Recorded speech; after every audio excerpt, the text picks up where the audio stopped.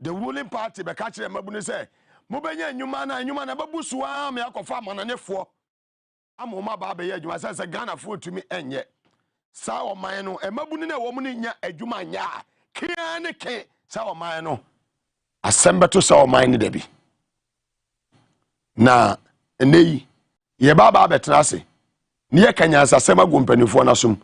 It is not about nana sewa abroni o ya in 2020 no sabe ajimifo bi ko gina parliament e ka say nana no what they say papa no obeyo wey akokura no obeyo nana no obeyo wawie anu ofifim obeyo wo wiem nana no obeyo wo wiem wonyama obeyo e wo wiem wani obedware wo wiem wani obeda wo wiem ana obe no behwe cinema e wo wiem sa abra na no moka sa asem no na Tvxyz achemo ne mesbe mo no o ma mebo jom hamadin o wedie se wa broni na no baba obidin sa ade na ayete se nkunuma chete mo sini me onka de ketekete o wo se chete uso mukura nsore ayese emire domo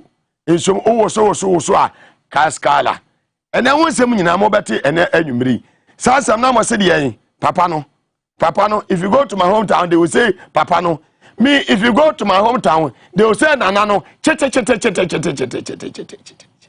udari wo wiem odi wo wiem na eni ye beka ho nsem ensem bebre ho a ye bedo masukọ e wo dwumadie so ena anwumiri ye si wo Madina lawyer susu ya o yamra se bedwani de matemamfo wo Madina ane niema bi akoso e wo Ghana ha the director general of the CID COP Kanieboa mi ame wofa watoto nani aye awe ya wonim se bibia si wo Ghana ha na enemema o why ana bisa wo se dietia Canada Japan odaso na mabonten aposifo ntimi invite no nemom wobi a watremetna aye national television aka kire se wonim nipa okun amal aye swale ya odaso nam abonten ebo nipa ni din ebesi na obi ate ho hwe se speaker of parliament we Canada Japan de ya hwe ne ho asam se ya beba ne de enye yie dia minim. But today the angels will speak. 300 million angels. Me betway am unbreakable mutia na mutia ni ye. Dampare utie mi atie mi, Kaniebo atie mi. Am unbreakable, unstoppable, unshakable. Mutie mi ensa we. Am unbreakable, unstoppable and unshakable. Now the four no so aka unbeatable. I'm the strongest one in this country. Nobody can stop me. Just said yo o hata should we. Me man sorry anko post ni amewura me fi anchimi o. Post ni invite me say memra CID headquarters you. Me assist in investigation. Supreme Court to the frame me. And they say you urge them on. Finish. And the mobile tinsem. What the na ho ne fa abo fon krato ne emra. Ya enei. Won say me she tuntum na ko jaibu ya bia musi anu won say be ma banani ambre. Na won aso ye be ma wo te Ghana ha. Won taban wo betimi atu a ni watu awe ebi cafe ebi nom ebi su etwa momo ne ade ahye momo the boy say yes John Mahama na mo pasa modem asem ekono so no say asar bossman wakonum bibi na efo na adwen ma mo de muta hodin e ba kire mo bosumi ye dua mo aburo me say ebi mo ya kitigiti o mo free so mo ya mema wo Ghana ha na say ye mo bi say ne kan ho a they will run away in this country ye fa bo afon krato ne emra ye ba ye beto aso Moga! Yepe bumyo! Yepe ojo.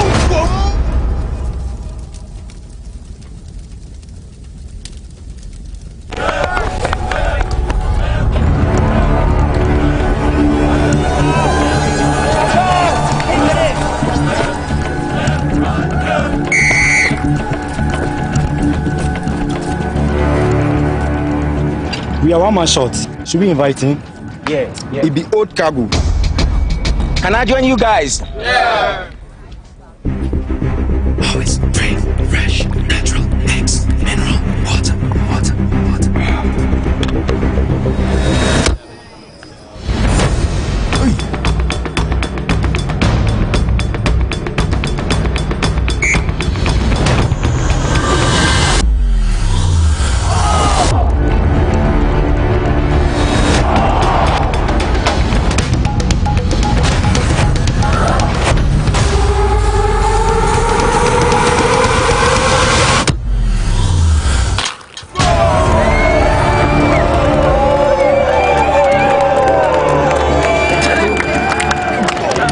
still got it. Always keep hydrated naturally. That's my secret. Manufactured with the primary aim of preserving nature's finest minerals necessary for a healthy mind and body. X Natural Mineral Water. Simply natural.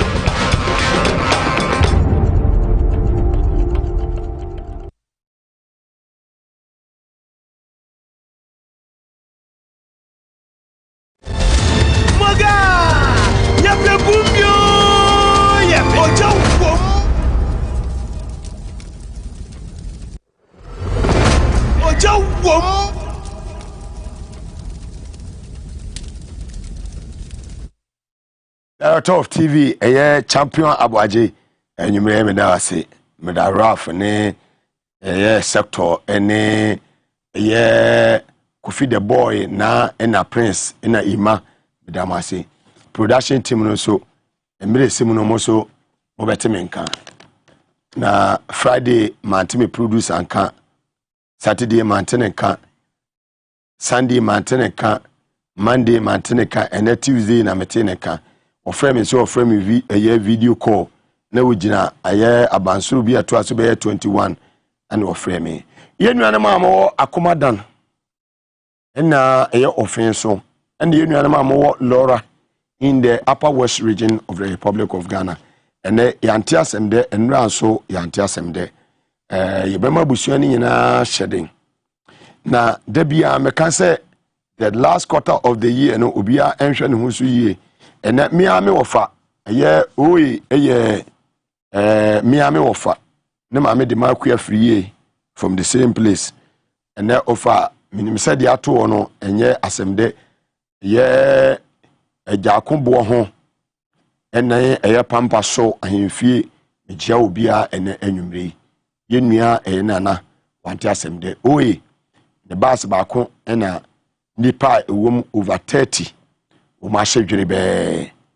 omo free upper west eye Laura ena na eba nkran na omo eba no omo du tachimane nipa be edu esi ani mienu so ejoni ye bas ne fa be 45 na nkwanhye si ye no na chese asefim eje to mo no nipa otimi pie o ma otimi ka na no musem no na chese aweho eno a ena nkwanhye si ye e work the same stretch ne so a nipa edun so ehwe omo enkwa ena ene ya no pen so ya anti asem da nipa be aduasa ne akire omo ahwe ono enkwa ye besle se eye drivers ene akwantufo no munye ne bokoboko maye adehye a omo ahwe won kwa ene abusuan nyina no ye beka ne se ye mamo eye shedding subrisufo a mutimi ene tepafo Mr. eye Makiel na me de miswa no na oframe etache ono so ahwe ne kwa nyame yadoma ifie de mo bepa ne korabere wo eye tepa subirisu manfo subirisu abusuan nyina tel Frank ne naki say we aga God we ni abusuan ye classmate phone nyina 1985 ye ka kire say ye mayenua ba eye naki ni tel Frank o mo shedin afi ye nyemre ni tie ensama wodo a eneyi ewo ho na eneyi me sorry ye no me kodwam ekodi dwa na me kodi dwa no won say emema ne bebre ho a mo mpedwadie omo de da bia ye diskana mama no mo kodi dwa especially osu emema na mo osu no ye ne diskana mama no manti ase ya ma say kodi dwa osufo mema epedwam ko that's the be say osu de the heart of Accra, the heart of Ghana. No, sometimes I was a bema de we yiri ekodi dwa woni ne ko na da bia no bisa say scanner the man on enso anu won de ntia enso ende me sorry anopa na me wife ka kire me say kwadwo ende de me pese enkodi dwa uni say me so me pebanku ni akpole ye sirimufo de aduane de akpole ni egonya ho nti wo se di akpole kakra ni banku kakra nti wo se eno no yeka 260 na me koto bidi ana bidie no 16 Ghana cedis ena me koduru dwam se me kwa koto eye bidie boto baako a baabi a menya ne cheap kura no 100 Ghana baabi 120 Ghana baabi 90 Ghana baabi 100 Ghana baabi 110 me say hey gas I'm a feeling last week. Yeah, na a year 120 Ghana no, and a 150 Ghana. Gary Olonka ba kwana jo mama personal in 2016 ye to Gary Olonka 7 cedi no, and Gary Olonka no, baby a 20 Ghana, baby a 18 Ghana, baby a 17 Ghana, and a baby a 22 Ghana. Depending on the area wo na sa wo usubi usuha baby na udin de eye Kevin Asante Desmond Sowa na Pesokins dia eno no obaton be 25 Ghana cedis more fire na in toast in toast 2 cedi wo Ghana hebim 5 cedi 10 cedi bidie no de omo chechire no e kan ne na ye 1 cedi ni 2 cedi say a 4 cedi ni 5 cedi ya chacha wodwene ho a aho kire ya dan e ho na mini immigration officer bia me bobura osu nat market no na atwa ho ne na asho me ne yenua ba mili me free eye hands bishop yenua ba hana etwa mo akwa on me say da bi na hana ne ma te say ana immigration eye officer bi gina no se muga ye kwa the immigration for no e kan ne dwoma ma person na ye obibi a fa no rent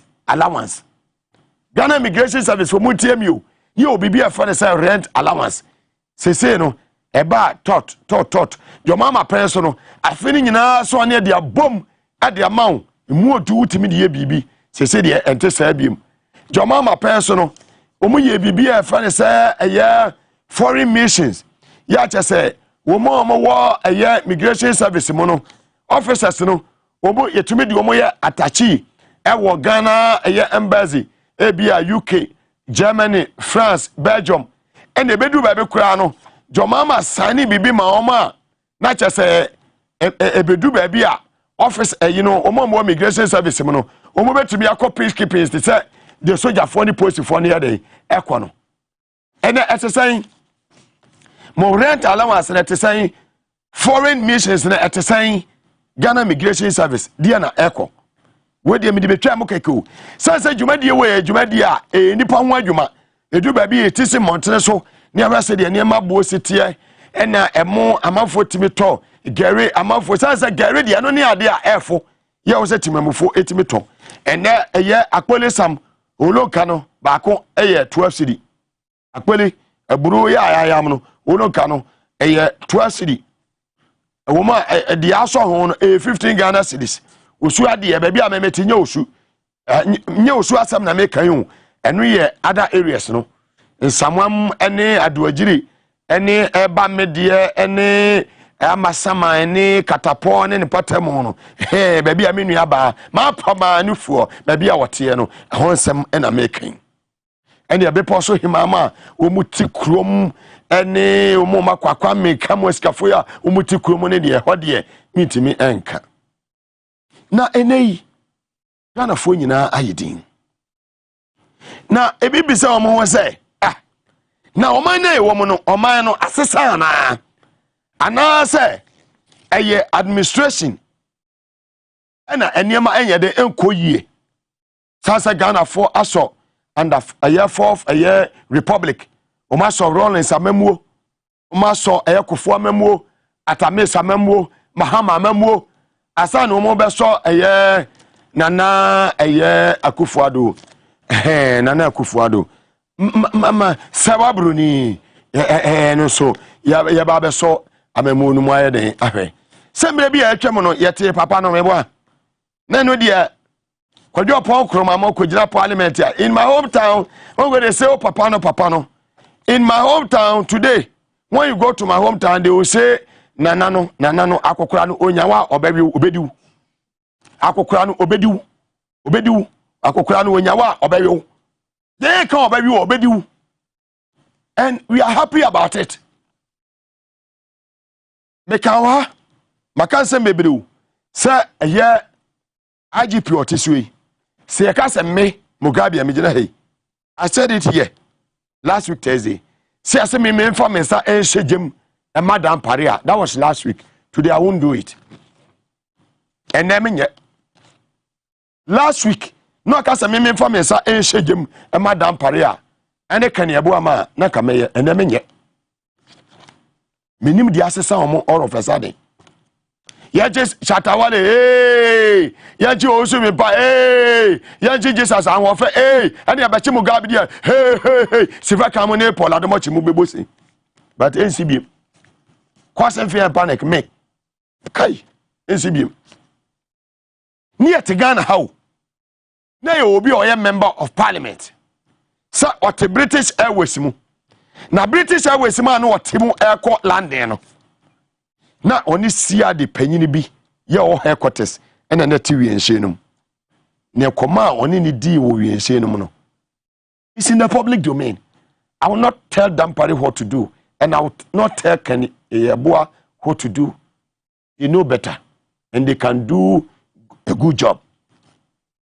Yeah, Kennedy Japo kasi say nipa okun ameswale no. Obonidi on a live television program to the me national television. Kennedy Japo ebo nipa ni din. But Dampare is not interested. Kenny Yeboah is not interested. But omo interested in Obia.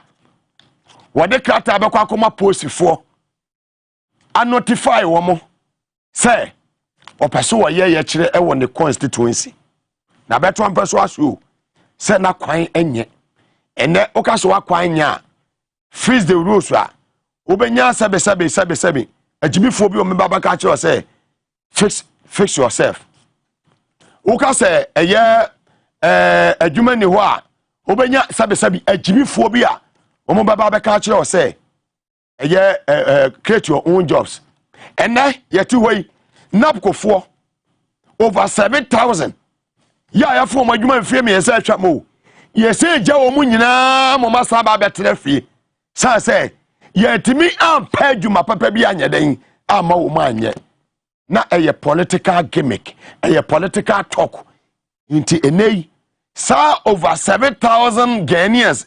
Omunyina ba be ka ye ho awo street so yomo betre fie omunya den omu enye adwuma na so ubi o ane kwaka kire o say mon create jobs e man a ubenya agimifuo bi a no sabe o umabaka kire o say create your own jobs ahemfu be pie aba be ka kire o say enema koyie mon fix enema yie mayen sabe ubenya agimifuo a umabaka kire o say ahemfu no pa am koye ma de I will not mention the names, they know themselves. Ahemfu be pie abakasa ebire bi atwam e wo sohum ye hu sa otenyine sha batakari ti said ye fugu amahye bi epie mu e wo sohum e demonstration with some of the chiefs or paramount chiefs in the eastern region. Sir, ya fixi omo rules enye den emma omo. It's in the public domain. No, listen and listen very well. Meka aye wache hinasem ewo aye muntie FM. Omo suma for mako be ensia omo de 17 Uton buses about radio gold ebegu esa say Mugabe no wan ni tire so wiaw wan bagro ni tire so wiaw wachen ne wan ni tire so wiaw emedi ho no ya ka kire me say me kọ eye wachen ni fie ewo eye adabraka me Mugabe me ni management of radio gold yakwa wachi ni fie na no de si ya no nani anya me ka che so mo pom form radio na me fa me ho I will not go. I told them say me ko mo pom form radio I'll go back to UK. Shaun edu ba bia na sabe nipa yan sanfon o man ni ma wo se ka che o on their face say dem ye ne yan sanfon embre bi atwa mo no na ye wa hefu etimi pie e ka se euro so nya de enya na aban na ye den wa afana asopam no asesi ama mo ende obi ko gina ba ebe ka che se na kwa anya ne be kan no waje jimini bi no akokodi natem ne yete Ghana na yeso sabe jimi sam ne yeso e wo Ghana ha ye wo member of parliament ya wono ko gina ba ebe aka say on national television say wonim de oku ameswale Ghana ye ni director general say de kanebo awada dabare wada. It's in the public domain. Cram any expiring date. Can you born as soon as my bonte? Says don't do no can you born as soon as my bonte? What are we talking about? Near Namo, will be a woko nipa, woko diewu. Yes, say what blockade coin. empina yekun wo eye eze infantile right abia beto aba no match wo mo kokun no wo ekun post for ayi wo mo ko tutuo ewo adwira no mo ho mo wo mo kodi awuo ewo tachima safroma ho eye ablekuma center haya abrata na no ware onya abosumi mienu ekun no makwachi wo mo kun no crime ana ekoso no social crime rate from January 2021 ebesi ene the 2nd of November 2021 akoso sini emire bia ewo Ghana and the Fourth Republic. Na so oppose for ha.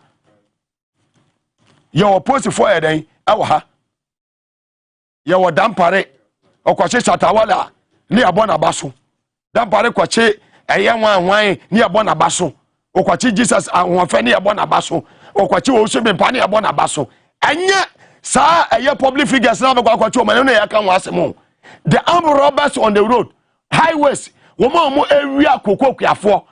Woman mu ku post for mu bulanva mu, ye ku mu e Jamestown no. I don't know how jipo ye ho adwuma. Yet Ghana under your watch. Dampare.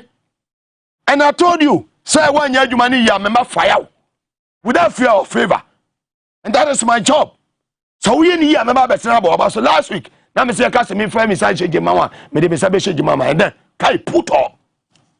Me de sabe to me tiri so na yetia na yakunipa ewo eyetema ya chesu obi ewo eye ekwan mu ewo achemota ewo eye what they say gasaf kwam ho ba bi ye chesi nipa agidi pese kakaso ene ade ne yetigana ha yehu hwe am robbery cases ekoso bebre ehu de wo ye fa ho ene de won se o chechecheche o mo manya ene enye ohene ba na ye Mugabe ni gina court enye semese na ye obenten eno na chese mo ye adwuma masa mo be steady amonye steady e tetete se mo ba be chejo mama mamo nde kura mamo ntrai mo obi an trai o e wo Ghana ha na ne kimu bi de ene kamu be kuyen e wo mo office wo mo bi an trai kura mamo nde mo pay masters no appointing authority no o mama adwuma sam obey amomeye I know Kaniabua or less than 2 years to go kwasi ofori or less than few years in the what they say Ghana Police Service madam pare who more than 7 years to go we ye wadwuma yi am see mu bi e be ka che mama so oba o ma onto aso but munim dia moye mo ba na mo dada amanfo a krokro de John ni ade na mo dada amanfo a se mo benya ye be confirm mo awie mo ba bra mo ase an confirm mo awie na ma ba be ye Akufo adwuma and I keep on saying say obi ni papa kura na Akufo appoint say ni pana na adwuna asesa and today any different His Excellency John Dramani Mahama ye te Ghana how wo da ma me fa wento ye te Ghana ha and you say your president say for 900 and one year on pet iti oko Glasgow ewo hefa Scotland right the United Kingdom iti obasa kofa sa charter flight na ofa eye 15,000 pounds an hour and no pay and Ghana for you see the enemy the open and na ho fe na ni tie fe ne tiko fe ne se fe ni tinwi kama be ma 10 gram wo de ko ana papa we say sometime eye kotoka e ba ye oko His Excellency na Akufo koduru ho a ye si ho de asa na me body ye si ye ewo eye Scotland no e de obakọ Nigeria mem ni akwa akọwe dwuma di a His Excellency John Dramani Mahama ekodi ye ya ono okọ no wa fa charter flight and a call you what na ordinary aircraft mu and a day and a call ye na sinu juma di okodi ye no Ghana 480 Ghana 4 enyemu aba ye suma obi ya menu mienu ye taxpayers money ne de suma no etena wienhyen a adwaye wom empa wom se waburo ni wienhyen kama cinema wom nso kwa ye okodai na John Mahama de sa o wonyansa ne hu ye fe wonim die atiti ni ofie nti no onama wona basabasa ye kɔ Nigeria na ye kɔ hwe dwumadi a enra adwuada yi ɛkɔ so ɔwɔ Nigeria mem Excellency John Dramani Mahama sama wodi tuudwa ewu dwumadi na se. As of the 10th of October 2021, estimated that the cumulative number of infections on the African continent will be in the region of 59 million by the same date. Coronavirus cases globally were over 241 million and had led to over 4.9 million deaths. The overall deaths due to coronavirus in Africa surpassed 216,000. Approximately 219 million people recovered from the disease. While the statistics remain favorable towards Africa, particularly regarding deaths, we cannot discount the impact of the pandemic on our continent. We mourn the lost souls, acknowledge the burden and sorrow of families and loved ones left behind. Unfortunately, our mother continent is lagging in terms of vaccinations. This calls for a radical shift in strategy, a concerted effort by governments to secure and vaccinate their populations, while educating them to strictly observe all preventive protocols. The reality, however, is that the pandemic may be with us for a while longer. My brothers and sisters, I spent some time talking about the coronavirus pandemic because the negative impact on the socioeconomic fortunes of our African people has been massive. So insidious has it been that it has literally relegated many of the challenges facing our people. Challenges such as unemployment, bad governance, corruption, inadequate health facilities, poor roads, insecurity, and many others. Furthermore, revenues have been heavily affected as the demand for Africa's commodities such as oil, coffee, cocoa, and tourism has sharply declined.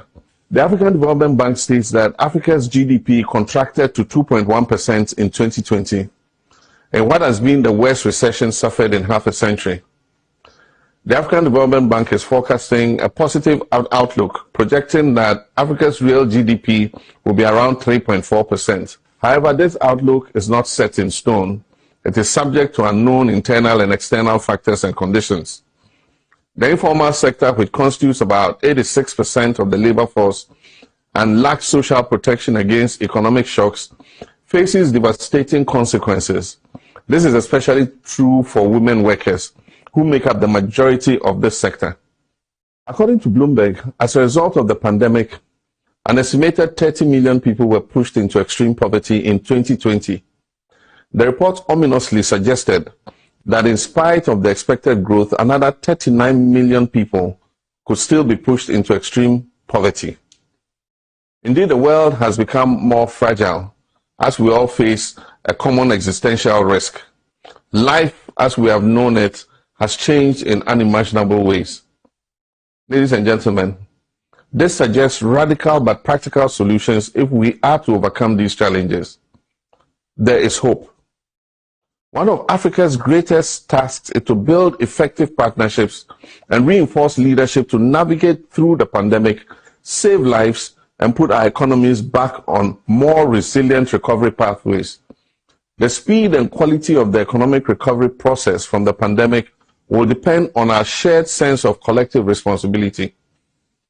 Despite the devastating effects of the pandemic, Africa can accelerate and build back better, as the theme for this program suggests. The development of vaccines by several countries on different continents should inspire Africa to look both outwards and inwards for solutions. Here are a few ways we can do that. First, we must address the big divide in healthcare capacities. According to the Center for Disease Dynamics, Economics and Policy, before the pandemic, Africa had reportedly an average of only 135 beds per 10,000 people and 35 physicians per 10,000 people.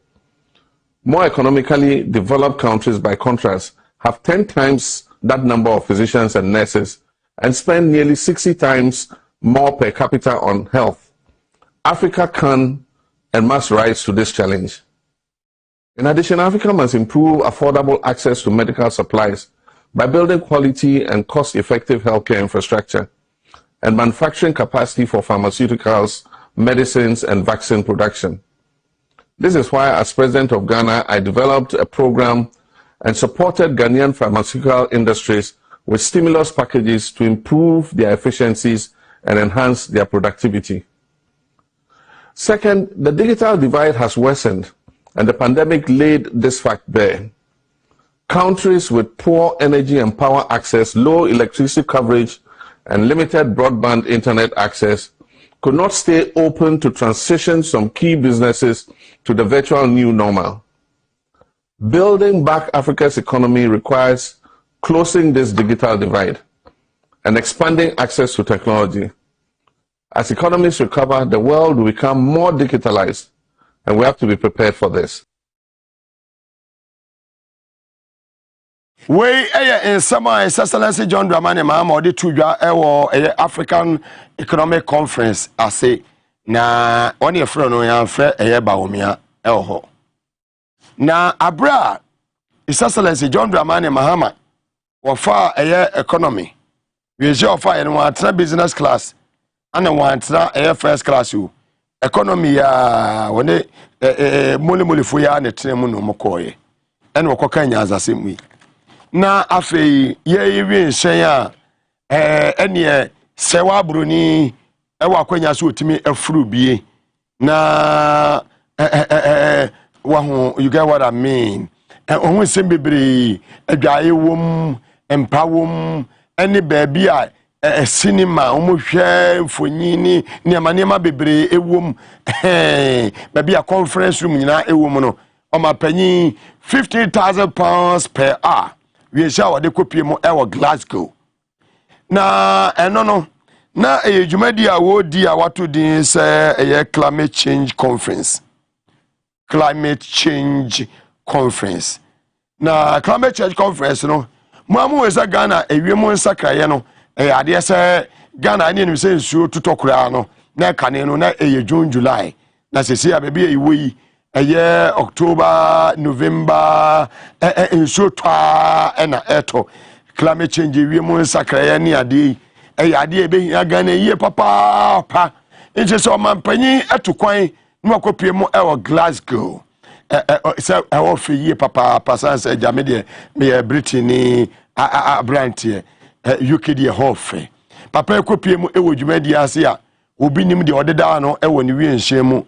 Say now he was on top of the world. Said the and warrior we in so be massage no and they meet me enche. Say na say wa bruni woman meet me enche. No man pen you copy mo Glasgow. Jumedi no ase no. Ye hwe de copy mo eho. Ye man panyi Excellency na na akufadu copy mo ha. Wana ada satam. Ya che say ye ka climate change ase. Ye ka Ghana de betimi aba mo a wo say ye de boa Ghana ne ade o chanbo jamada.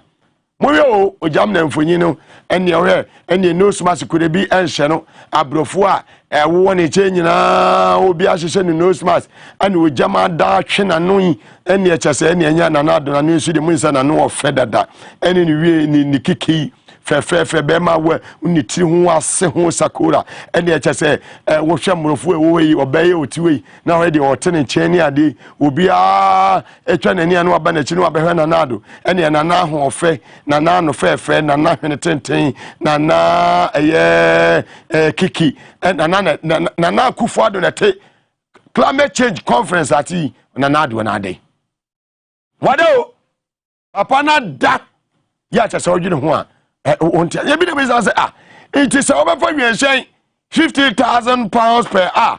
Now, PM would you made the Asia. Walk up, would have a man penny for 30 way, any penny for 30 you made another good for the one other. A day, a problem, bay, dear not teach him. Ya, Nanano. Oko program be Asia and wada. Oko program be Asia and wada. A day, dear not teach him and a guy for say, or buy. Ye baby son. Till the next time there, I really answer my fa a charter flight be uncle. Sans or qua for him, and none of the quack de Boquacoda. You're dying in your free, a yan and I don't know what day, and now ye the nature, Madina, Betram Pessoasua, ena na chese adwade twemu yi na nye asem ketwa kora emebu ne wo eye Madina ene wo mra sebedwani ya ye friend say lawyer susu wo mu etisi montere so na asa no mo beti esi montere so no mo de krata e de akwa akoma posifo ya wo eye Madina ne patemu say wo mo be ye kire kakra e wo makwan a enye sade be ya aban ne betimi aba ba fisi eye won akwan no e de ma wo mo na eno ena omu ye say ya kire ne ase no posifo bi be pie mu e wo ha ya adwe se da bi sani ya kire de sikoso no amfa na kwam iti me se bedwani a wo de matemamfo a wo Madina beto mpeso aso no obebo ne bongara to be chine no wode nako na sumabu no ka se ne hene ha ya mpene da biara e ba won chi ye mra se bedwani no emfa ne ko ye ready see ye e wo Madina abeto mpeso aso ho posifo eni wo ma omoye demonstration Eye ka MP for Madina lawyer Sosu etimo na nigina eni se ene oba demonstration ni bi okasa na ochire mu se enya dia police woman invite enya dia obeko se eni abre ekoso na chese lawyer Sosu ekasa no omaiti ase se police woman invite but okọ parliament enya dia obetumi akọ samre into muntro to the Speaker of Parliament and Sana Waba eno na police for no so anti ase owie ya na police for no ekọ so a omo yese omo efana akọ by force nanso youth no so are resist say omo mpini ma yemfa lawyer Francis Sosu enko eno enti police for ene jine nim ho a omo send baby a onfa nanso ono so ne drivers say omo so ene makwan a omo ebefa so nanso youth no enso say enya de a omo ebe pini se omo ene enche ne baby a onfa yemora ho ne ntini police for no kan yemo ona bubu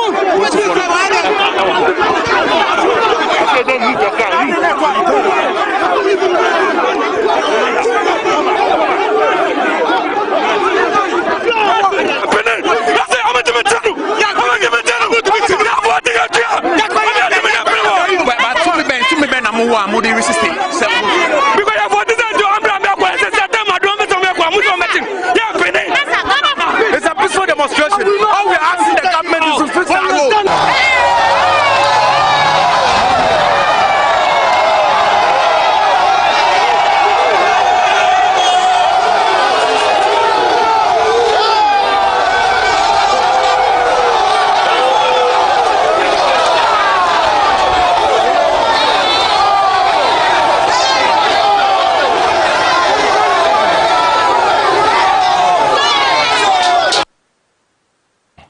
we any dey see here e wo Madina beto ampeso aso ye de asedaba ma enuanom Atenka TV4 so madaroma omome nya asa eye video si na ni nyina mo no we ka wo 2 year 4x4 black ye 2 year fire na se eye lawyer Sosu post ni a eye IGP ne panifo asane na mane se wo hwe ne bambon wonsam emma no ne bodyguard no wonu ne 2 car ne ye den efri eye ni panifo sanse wo hwe ba bia na ne MP no owo ne de ekoso na no se ne kwa ho hia ne yie pa no so kwan bia so ebo eye nipa ne ho eban ede ma oman Ghana na oyi MP no efri sasi mo no ene ebeto odwa se eye dampane ne nkofo se omo intact no na chese di aba betu dwa eno no sense ontrafi ni ahwehwe ni nsemu kana otu efi ho no yahwehwe ni nsemu se ewose yasafa na adwuma biem ana se ye ni se yafa na adwuma biem wo ye chief inspector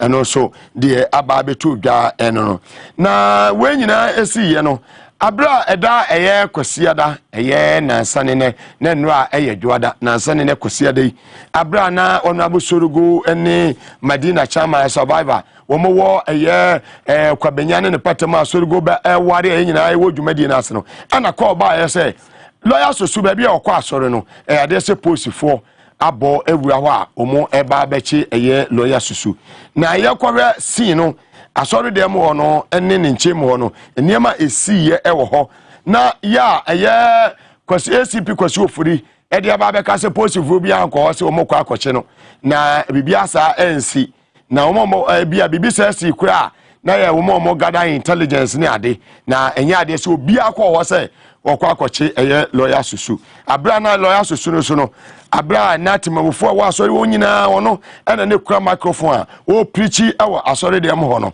omukopie mu se omukọ akọche no ye hwede ye course so ewo ho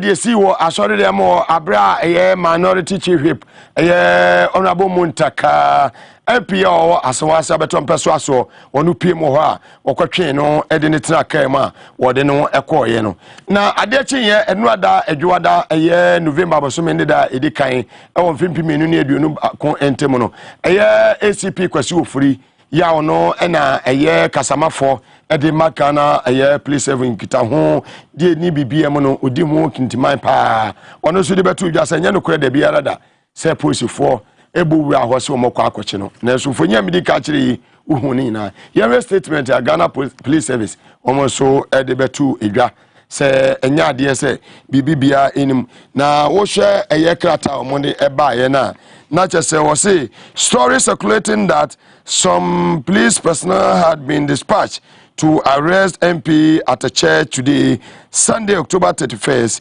2021, are untrue.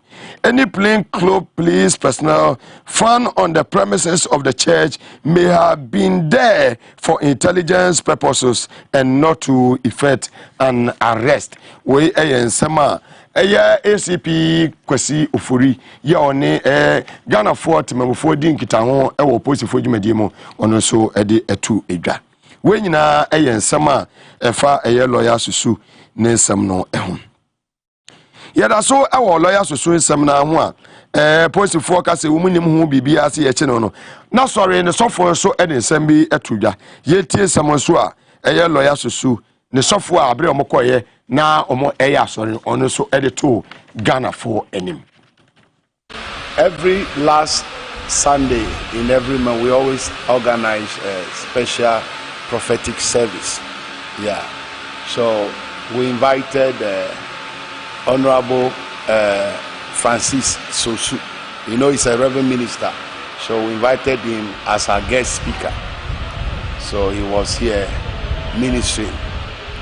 All of a sudden we saw a car park and then armed men came out of the car. There were many. Yeah. No, actually, I think more than 10. Yeah. Were they in uniform? No, they were not in uniform, and then they surrounded the place and were asking for Sosu. They said I should bring him out. And I said he's ministering. So when he's done, then we know what to do. They keep pressing that they are here to take him to the police headquarters. So I asked them to produce their, warrant. They couldn't produce it. Did they show any ID as well? Yeah, 2 of them showed me their ID. And they were which people? That they are from the CID headquarters. CID headquarters. That's what they said. And that is what the ID showed? Yeah, the ID showed. Okay. Yeah. So then what happened? So I asked them to wait. When we close, then they can take him. So when he finished ministering, then I took over to pray for him and the church. Yeah. So after that, it's like the members, some people in this constituency also came around, and then lots of people and some minor confusion outside because I'm inside preaching. So you know. So then finally,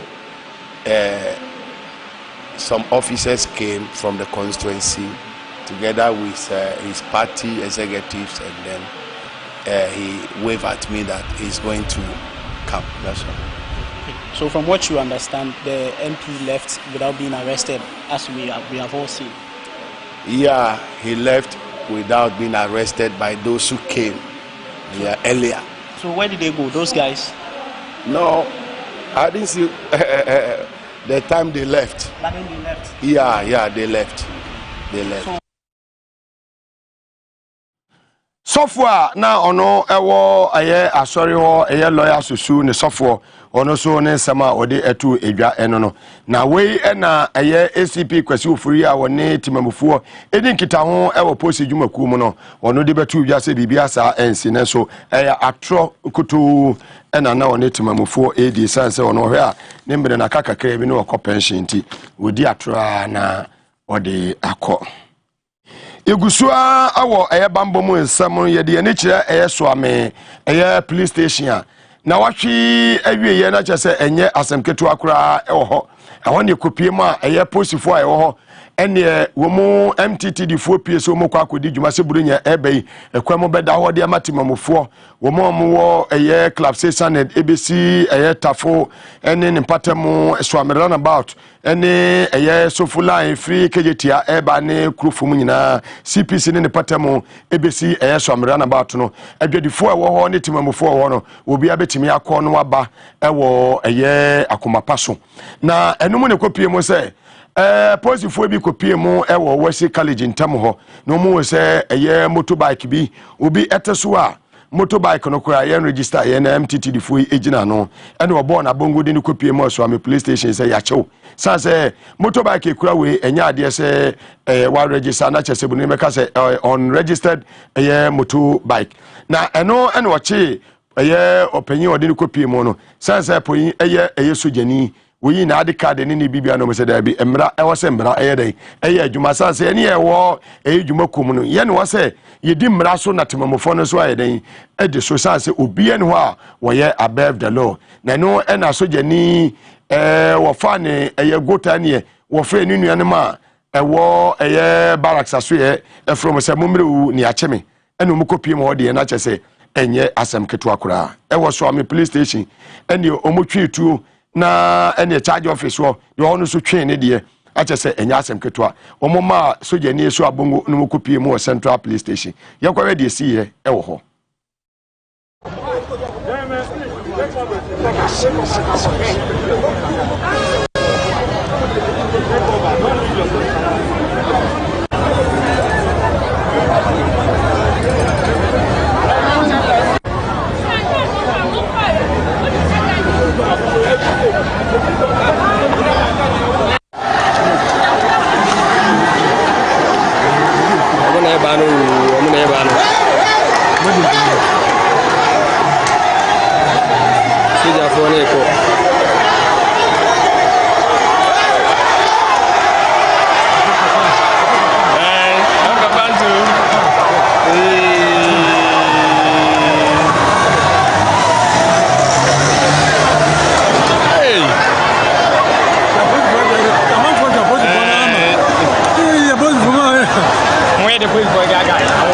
yo na jezi ye ewo soame eye police station no ye bebo eye posifo amwo soame police station mabaso papa ewo dwumadi amudi ye se mutimi eche sa sojani ede ne kopie mu ewo central police station posifo amwo nyina maye adwuma ene moyere mo enei posi ni bia wo eye soame ya wo ye bema na ma wo yere ema otu ene enwumere ya na bibia enkosan se mo agbo adwuma papa na yefiri wa posifo yi ene sojafo yi de si ye wo so am police station a ne ye ko Dr. Nyaho Tamakulu or ye former Ghana ambassador to Serbia na papa yi ye ka GF so ye Ghana Football Association so wa be ye GF president pen na papa yi reference ntwefo nhyiamu ya wada etwamu yi ene wode to nsantwefo enim se eniema ekoso ewo mem no enya ade ese efata na so wo hwa emra enya adwuma ewo manum sanse omampanya wodi yeso no wo hwa emra de mra no wo yobi a oni emra so onfa mra enye adwuma Dr. Nyaho Tamakulu has gone through a lot since we became independent. And I believe it is time now for somebody to speak when we are getting completely close to the edge now. I call you here this morning just to let you know how I feel about certain things happening, not only in my party, the New Patriotic Party, but the country, and for that matter, the government in power at the moment. It is an honor to welcome you all to this press conference, which is intended to address how Akufo-Addo has debased governance in Ghana and the rule of law. Before I begin, permit me to state without any fear of contradiction that Akufo-Addo is the most lawless president Ghana has ever had, and do not believe in rule of law. This act of his in recent times has found its way into our local government system. Experienced some violence where the presiding member of the assembly was assaulted, and the Tvxyz district was not exempted from this bloody act. An assembly member of this district was also assaulted during the confirmation of the chief executive officer nominee of the district. Ladies and gentlemen of the media, Ghana as a country cannot continue like this under this MPP government led by Nana Addo. This indicates how unpopular and disappointing the people of this country are against the undemocratic moves of this present government. Many of these happenings occurred at areas where the old chief executives were re-nominated for their second term.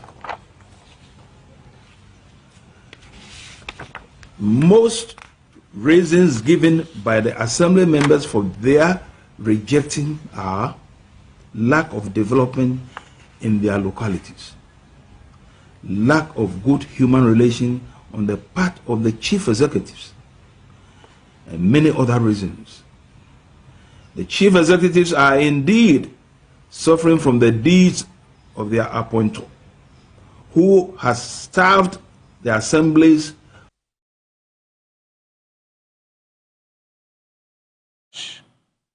Yo. Yeah, of course, we know Dr. Nyaho Tamakulu Sama, or the two dry ones and Jeff Winshima or coin. Now, MMDC's confirmation here, the Okayeno, it drew a year discussion segment here. If you're born in DC, would drop being a better persuasion or near the Mijimisicani, a Kawinano, Yabama so at it. You better one for one crato, na ya by a bar. You better S in Kunyania Transit, and then opinion in a barber to treat in Comoy a opinion. Lunching a year tobu retired a year superintendent of police now or a Kasamafu a secretary to the former IGP Lunching Tobu, the man from Upper West region of the Republic of Ghana. One on any BC in Kunya. Name of Canada for Mutimi Miami Niaba, my big sister, a year pretty Sewa Brini. No. Me chia wa nyumri. Ye ba sisi ya. Moga! Ye pe bumbio! Ye pe ojo wo.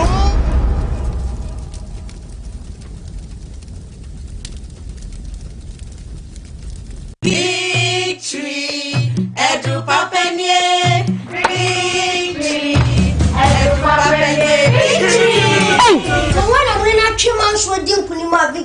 Victory, sir. So you're not your swatch. You know, victory garlic mixture, no? You're going and the victory garlic mixture. Let me join the celebration. Victory, Edo Papa, victory. Menu. Number gentlemen, give me more for sunny year. Me victory garlic, no, and then me what Tommy. Can you know? me nante kakra na makoma bɔ me periperi na mabrɛ na me ni so nyine buri me na sisia no me nya victory garlic mixture no bibia ye kama and let's celebrate da onya fie dum you know appeal for any oba or man for intimi mfasa adro bi victory FDA agi edwadie enkrato yi atom. This advertisement has been vetted and approved by the FDA. Good papa. Ganabam, if your what your waist or your body, you make basa. Thank you so much. Thank you. Me ba cho mama Ganabam on me. Kese ni mi no keto ana mi ansa. Se me wona manyina tutsume me waist me chi me bebie me ko so dwani na me yasa. I feel good. Wa osa. Abeg. What are you? No me my boss. Ganabam. To wait here from doctor no. Where you there? Ebia o. O massage me. 20 cedi. Nisa tiabako. Ganabam. Yento embeto ha. Efesa tiabako nti. Efentu obi 20 cedis. Ni doctor. Ni mo se we Ganabam come. Sa tuo. So so. If you have Ganabam. You can resist. Moga! Yepe Gumbio! Yepe Ojo! Mamincha etiefo ne ahwefo enyina bi. Mfa ha yeshi meti akra me ameto ameswete. Mfa Gumbe na kame. Na Mugabe ene ye hwe difference between prostate enlargement and then prostate cancer.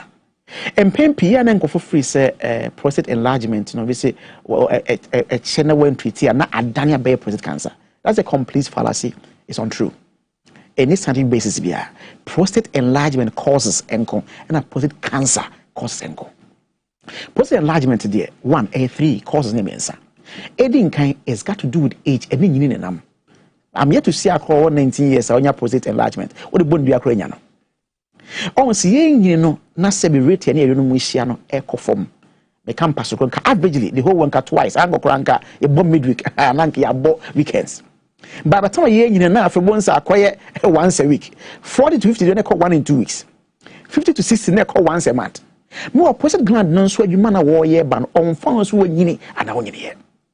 It watching nsuo na esenke de bodwuma na won se on na watching nsuo fitana e be fast spermatozoa na say sperm cell form semen. It is yo ye nsuo ne ba na de bodwuma na ye release no na na ni age pa. Ti mo na ye ntimi yenye a drop na ye ntimi nkaje ngomo no na na raho na nsuo tata over time na chemical unstable na ama process na enlarge with age. 2 fruit and vegetables like open rich meka in abane atosode corner fresh tomatoes, carrots, onions, watermelon, grapes. I said the kind diet one. I see nya time ni. Mugabe me restaurant bi na abranti buy na oje chicken apayas. I go corner nse gunebo no. Na mu see slice fresh onion tomatoes kakra. Well, my folks so check what do you mean? Hey, waiters, come here. Okasa me appoint na. Me kwa nka odi anka bebo. Yes nya time ni. 3 red meat asanke yenyini ye teso become mojanam na awon say prostate no gland no eba in fruit and vegetables or premium kokoko eba enam dia ompeni mu kokoko tika yen nanke ateso nanke the white meat meka fish nom salmon geisha nom 1000 nom nanke di nsum nam a replace chicken ye classified as white meat, rabbit as white nanke de no aka ho yenso se nyini yese o there be ebra mi so no many chop money na mpeponko na menya ti afa na me chop money dia ma me freely ma me nwi bi mum sana me nsa we e na prostate no sebe enlarge symptoms pa na signs and symptoms e be with prostate enlargement ne say one once first the ease we cha wo Johnson entesa na nka be ma Johnson de ka Mugabe e sha se fe wotrim na abo beti ha na aje fi wa yase na epia ye last one ate pew na nke ho atoye eso da man say Johnson je say wo chim ye asa Johnson aba e bon ka se prostate enlargement bi e ba ho afi be ma Johnson deal no one kan ho na ya Johnson ho e bon ka ye afi Johnson so no e ba so peace onye diabetic and so Johnson pay more than 3 times and sana ade chia e bon ka se prostate enlargement bi aba ho Bema wo jonso like pressure. On se Mugabe so na ye pagya de no kosra. Ma me ne papa no. What does that say? Aha, ye so ntem no. Wo se pagya kwa na ma ne bodwo bon se na wo jonso ko na asesane. Enso da na so jonso a na nam boxer no ho ni mu ase. We nyina ye nsenche ne bon kan say prostate enlargement bi eba ho. Na we ntina prostatic capsules aba. Eye PROSTA prosta ye fada anoni free prostate mo. The word prostate mo. And ye fa fit ade ade ho den. E kabo mo si apa na enya prostatic capsules ye body man say jonso boko. Ade nti na say odom prostatic capsules. Prostatic contain nyama miensa. One, eye alkaloids ahodo a broni say eye bioactive compounds eye anti-inflammatory as in the property. As Chane saying, o prostate na ye kese ache de senkeye no ewuhuro no e twi nsuo akotem na free mo na push it back to normal size e de amawo. Autodilator one of the saponins a prostatic capsules mo. Dia na ye. Droben na akensi no so bonkwa so nifa bie ama pipe on esame. Also prostate na enlarge na outside na stretch na inside na stretch na akwa sebe rendo that no to could mfimfin. Nti stretch here inside na stretch na ka droben na Johnson ni from kemia no it na Johnson awo chem no. Sa how no revert na se fi o se apa Johnson ba boboko ama ho ato. Dia na prostatic capsules bit ma ye de ama wo. Prostatic capsules containing saponins ahodo ene lycopene ahodo a eno nso so ye anti-inflammatory in property eno nso no lycopene ye ka ho asema nso no antioxidant kasi bi antioxidant as chene say fa ne say u residue ha na yesi Mugabe enye Mugabe apam mane nko obo ho ban asoja for mo bo man ho ban on sa na antioxidant na etie to untaka prostatic capsules when you're 35 years ekwa entwema cancer beto nko be family wapabinya bi ansa na wo free mu. One prostatic na watch in 6 weeks. I feel be no say use prostatic capsules every year be use 6 weeks. Now buy for the entire year. Now you should say prostate no how be emma home. Prostatic capsules your body man say Johnson Boko. Your telephone numbers any question be you push home na fi in komo. MTN no 0245 61 6028 0245 61 6028 and after Airtel on say 0261 73 6263 prostate cancer o Johnson abonse moje de akire o Johnson anemma na sebi ade no pro entwema wonsiansa ma wonsanka prostatic capsules emo prostate no ban na after Johnson say boko Mugabe Johnson de do last one is okay ati Sada say Sada be me saka na wo de nte sa prostatic capsules Johnson Boko herbal shop chemical shop pharmacy shop be bia wo say prostatic capsules won sa eka bi ho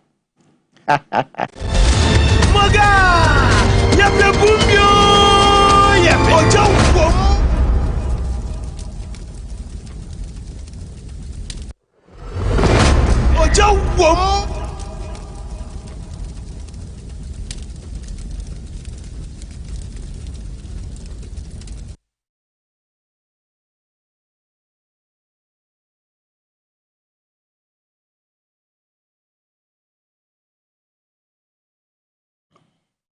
Esama kwa BBM Ediba Tvxyz, your number 1 TV station in Ghana. Gumbe show and wasugusu awuti ene yene retired Superintendent Peter Lanchene Tobu, Member of Parliament for Wa West in the Upper West region of the Republic of Ghana. And ene yeba betrans in di Oman Ghana ho enkomo. Menyan NTS Inspector General of Police Dr. Dampare COP Ken Yabua Director General CID Mamiti wa ene mpanifo amowo Ghana Post ku no nyina no obi ate ni TV ho a ohwe ene enyumre Honorable Minia Mwakwaba Yanua ombom Bade na dom ye divine selection akan divine favor no so nam ye ho na wo so ye adumana kwa de wa wo hihye ide se ntoko bi amba oh Debbie I'm always covering His Excellency John Dramani Mahama. The angels are at work. Oh yes, 900 million. We'll be able fan who be there. Senya kwampasu a okoha yungo. Tito. Wa want to ask you. Say we say be free ni there. insuro tu ni insuro jan dabi kwa ni dabi da ende insuro he yankose yakoso ho ne asan ya ba say nyanya me nipa de insuro so yesuro nipa san thank you say you know what I'm talking about. I mean it's okay. We are from I don't want to talk too much. It is well. It is well. Upper West is saying nyamna dum nsuo no to toss na kwan no say but sisi adam say nsuo na ekofom. But then and take good news from the Upper West region.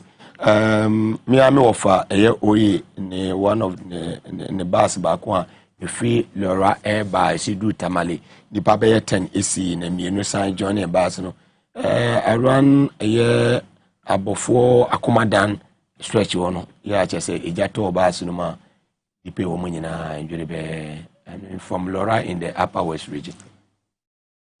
And same in the sea ewo offenso abofo ye no so about nipa 17 and a few monkwa and then about 30 plus. Sad news.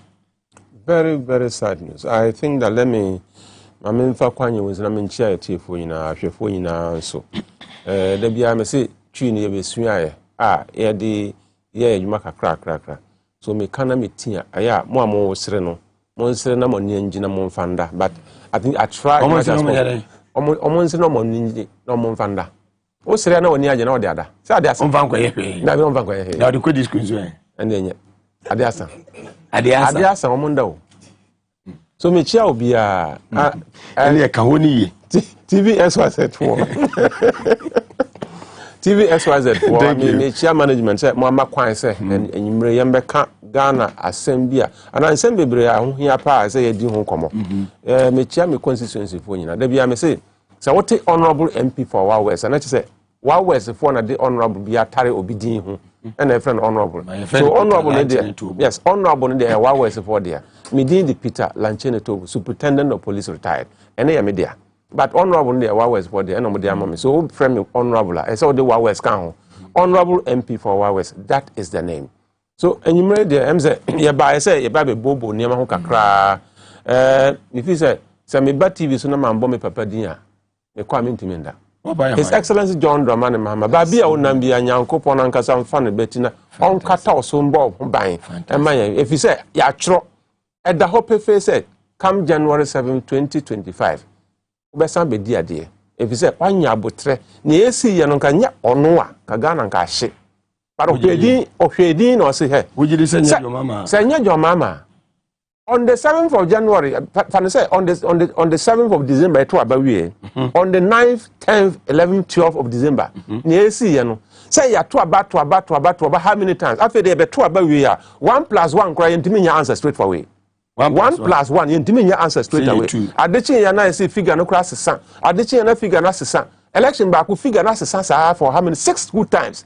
And so presidential candidate our opposition of heading or say mintina nipa ba ku be wu Ghana ha mintina obi be hwie ni moja agudia mon fama no fanko fama no monja obi anya din masa ukọ village awu nkrofo buafu ade we ya we ne na mo chini yesa John say enye hwe mo fama no bia woni mere na woni ni ade anyambe nyankopon so hwe ni din sa ahombrase ne nyamesuro na oja asem no ma papa ya odi ade no obi hwe medina so mo dem hwe ade abesi nyankopon wa hu kwachim ni nsaje ningwase nkwa na ode betena se akopim 2024 ending asha se say 4 more one impo na yesu o mo sunsu one pe one yenwie batu na battery ho no be say 4 more no 4 more of fire 4 more of disappointment 4 more of absolutely nothing hwinim aya me hwe ne me bia no say hey Ghana no krasa ade ba kwa ye me ya pa ne mame nka we mfa nso so ade ba kwa ye me ya pa mi aminu ya pani Alhaji Dr. Mahmoud Bawumia masa abrante no mi aminu ya pani mi pa na sempa ba wonim ne mo de aye no ya de ne sanse sanema asesa fia masisia na ogina ba bi na okasa kra obi hu na wa sha sesre nipa ne hu se ba nipa hu se ba Dr. Bawumia gina na mo sha sesre ana ayam bi sa se aden o se na we de aden asem na ba ka biom ni obeka bia ntronkwa ni obeka bia ye ntronkwa ni obeka bia ye ntronkwa wona wo se o se mame nka se mi nkyero wo komi kro me wa west constituency o se me Dr. Mahmoud Bawumia ne His Excellency Nana Adodanko Akufo-Addo say be dia the first 18 months of this administration so that's why kurase na nsuo problem and also that's why kurase na toilet problem na anya mia ibo mi nsam na me se minua de obetima abo adwuma and na eti hoyi come ikrom na come whether the water problem and the toilet problem is over. What is the meaning of that? Kase de kase for ba wonim cheap action purpose impact say enu wo mu a unam bia obi ahu ano so oh papa de why be ya de say see an ba bia obi na nkrofo esresre. Thank you. Ojina wana obi asre adan ya also said Dr. Baumia de mo asay no mi amenu am asay na eme yo nana president nana obewo oh president there say ono ane ye president wabedi ade he's the commander in chief of the Ghana Armed Forces. Fantastic. The chairman of the National Security Council. 5 years na ekoyi osi ade ba kwa okaye president nana do obedi ade akọ but ade na okaye no de wantimi anyemom but e da so enokre yet sika so enso come there ave de mi papa na kwatena sika so yenya kom kweke na de se se ade ye nyina ye da emi za kunyo no tiso na wo da o ye nyina ye da ye nikum enso yet sika so ofru play na o wasan koda minua ofru play na o kọ abrochira ugbo se ya ayeko nyina bibi fo nkwa o ofru abrochira ba mo amaba nyina abrofo nkwa because Ghana ye de abrofo hu se ha de o enso ye bre kwa e bibi fo nkwa ye nyina ye dwane akọ ye dwane afiri ha kọ ye pe greener pastures obroni zu hu se ha ye green papa nkrofo omoni afra enso ye tesika so ene come there obroni na hu se enokre so ono ba ha be pesca wa be enjoy green o de hwe krom na hwe ko ha omo ba ha be pesca no they are from all other countries but omo ba ha o manyaska de ko enso ye te ase ahia yen era se honorable Peter Lanchene Tobu member of parliament for Wa West say enwumre yenya wo ha na wo san ye retired superintendent of police na je say nkomo twetwe no emu ebe de yi papa ene enwumre yenhwe the general overview of national security said the bambo omujumedie city activities ene se ni omujumedie no ye ko ye ba ene ade se ni city e wo man me pa cho me dase wo hwe me a wuti manwumre ye kan national security na se ohun se Peter Lanchene Tobu at TV ho enye wadwen se obetia ma osuma ye ma me ma wo ne ese fataw me te ho kakra bi e de ama wo e ma woni agi because on matters of national security no se be enye TV so asem e na enye radio so asem e ni brasem ba ne ese fata se me de be ma wo akoma beto yim a obegia adi se sa Ghana na ye timu a ye friend ye kuro no ese ye nyina ye ka ye ho bom na enka no kre no kuro no njo because anjo a ukoba bi obekọ akoda ne hoho wo ye hwan kro ro abrochira ye hwe odin se ufri nfa o se ufri Ghana na ahwe Africa de aba odin Africa ni wo ha kro wo ye hoho krom ha ye de ese nyina ye ka ye ho bom national security ye dan so okọhwe article 83 of the 1992 constitution obekira the National Security Council president chairman vice president wo minister for interior minister for defense minister for foreign affairs ministers na debeka ho na o hwe all the soldier company for a police company for prison for omo ho NIB say NIB National Investigation Bureau National Intelligence Bureau Fire Service omo nyina ho o de nyina bomu a na friend National Security Council so sa na friend National Security Council there the national security ne there sa nkrofo we nyina from all the security agents am kabom no na national security fantastic so okohia obi no okase me judgment on national security this are the same batch agency ben we are national security operative agency ben we are National Intelligence Bureau ni ana we are more signals and we are soldier ni and we are police ni and we are immigration officer and we are prison officer and we are fire service officer and we are wine national security operative be dande. There's nothing like national security operative. National security operative is obia or yedmon within the national security cycles. So obi na mo no kita walkie-talkie. Onye police ni, onye NIB ni, onye fire service ni, onye immigration ni, onye soldier ni, onye obia o say from national security operative. Ma aban sesa. Aban sesa we are. Ye be kire babi a friend national security. And I be a baby a friend national security operative. So when you qualified, massa, because this country we have to be very, very serious. national security is a serious matter. And your baby, yes, Kogum. If you want the best of national security, you put your best of human resource in there. Fantastic. Ye penuya, say your home toya. Yan funny power, near Bria, met my Mamagan, yan fanchim. Say, yes, I fat national security, say a dumping ground. Protocol. A party boys. A party boy, ne diguma, yan fangum. Now, what the gum nasa or corner or bibana on Subeyabia, and ye jaikasa. Debbie, I am a canna sense. See, Ghana no. So we are there, nya, yan kasa enye. Obibano yana enya, yan kasa enye. But odi eye. Obi ya oni enye. Odi de yo. But obi de enye. But it's the same thing. In matters of security, you need bibisa. Yan fa politics in free security. Let's take politics away from matters of national security. And I speak with passion because my age money for 25 years.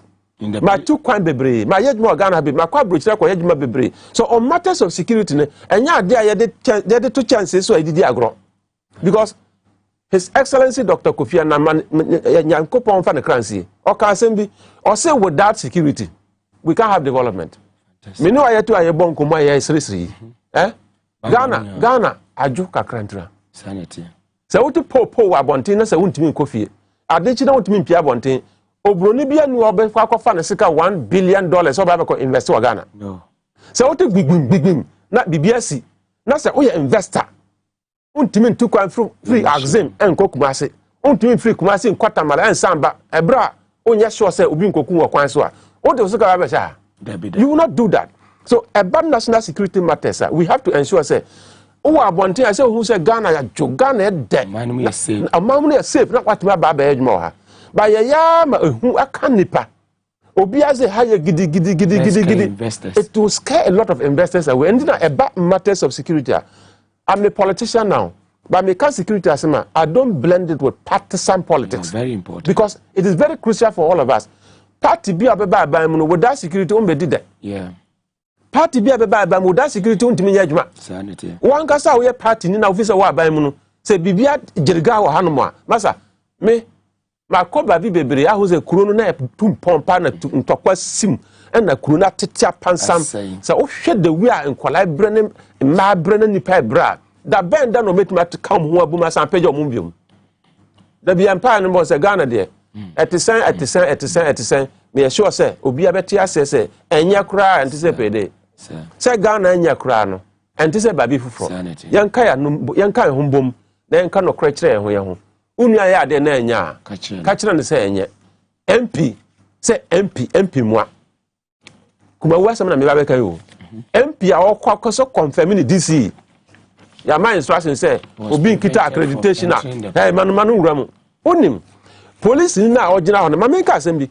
Police now original preventing MP. It is not the fault of the policeman. Because he has been. Ya man instruction say me pacho. Aha ya bande. Obi abe wura mo bia kita accreditation. Say President Nana Addo Kraba no kita accreditation. Emanu wura mo. Yes, straight instruction. Say kuma wodi na work no ye be yimfonyi no. Yes, honorable Baswa. Ya whereby MP ni do wa they don't allow him to enter the place, you know.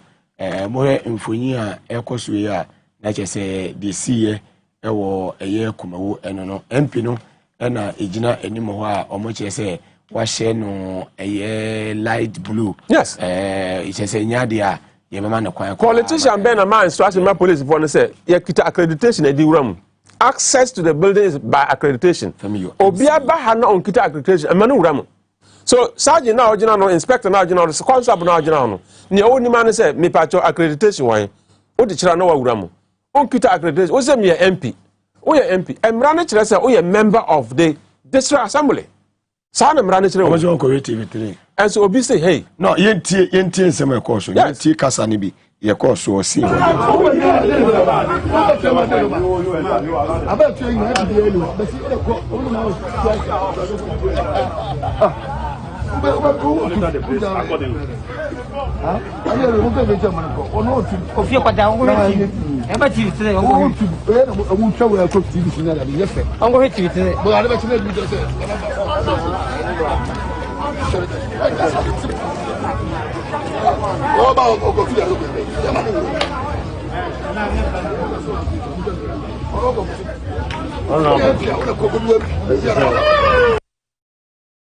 Where do you see a Kumawu Abeton Peso in Ashanti region?